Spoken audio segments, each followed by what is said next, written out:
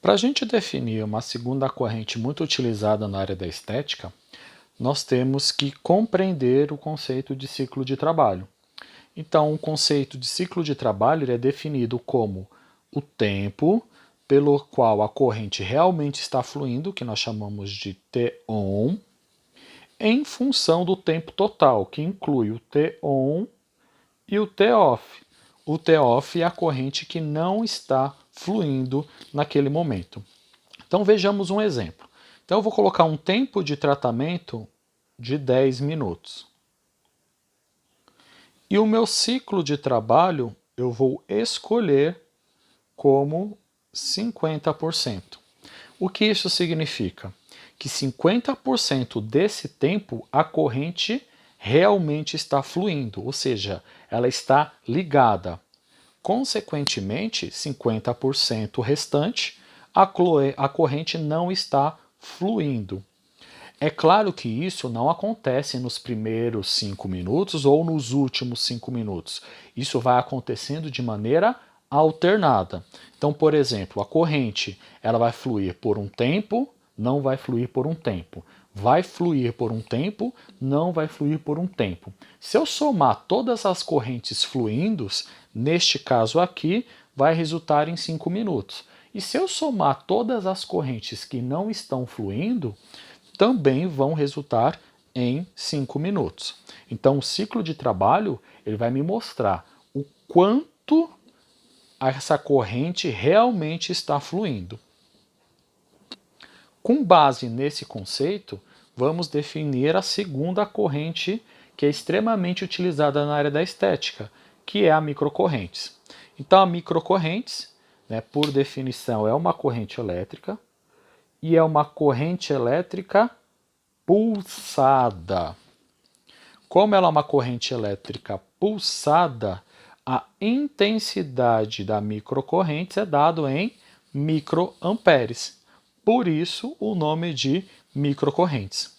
Essa corrente ela pode ser de polaridade positiva, negativa ou ambas. Como eu posso ter positivo ou negativo, ela pode ser unidirecional. Se ela é unidirecional, ela é assimétrica. Se ela é assimétrica, ela é não equilibrada. E se ela não é equilibrada, há acúmulo de cargas elétricas, ou seja, há acúmulo de íons. Agora, se ela for positiva e negativa, ela é bidirecional. E se o positivo tiver o mesmo tamanho do negativo, ela será simétrica, equilibrada e não vai ter acúmulo de cargas elétricas, ou seja, acúmulo de íons. O detalhe aqui da microcorrentes é que o ciclo de trabalho ele é de até 50%, ou seja, eu não tenho microcorrentes com valores maiores de 50%. Então eu tenho 50%, eu tenho 20%, 10%, 5%. Mas acima dos 50% não se usa para microcorrentes. Quando eu utilizo as microcorrentes, existem algumas técnicas, que são 3. A normalização, a nutrição e a bioestimulação. O que seria a técnica da normalização? Como o nome já fala, eu vou normalizar algo. Neste caso aqui, eu vou normalizar o pH da pele e o potencial de membrana celular. Para que isso ocorra, eu tenho que usar, em média, claro, uma frequência e uma microcorrentes, que neste caso aqui são 100 Hz e 500 microamperes. Já a nutrição, ela vai fazer o papel da oxigenação tecidual. Como ela oxigena melhor essa região, eu vou ter um aporte maior, de oxigênio para essa célula. Para eu utilizar essa técnica, eu utilizo também uma frequência e uma microcorrentes, que nesse caso, em média, é de 100 Hz e 100 microamperes. A bioestimulação, eu vou estimular a produção de ATP, ou seja, a produção de energia.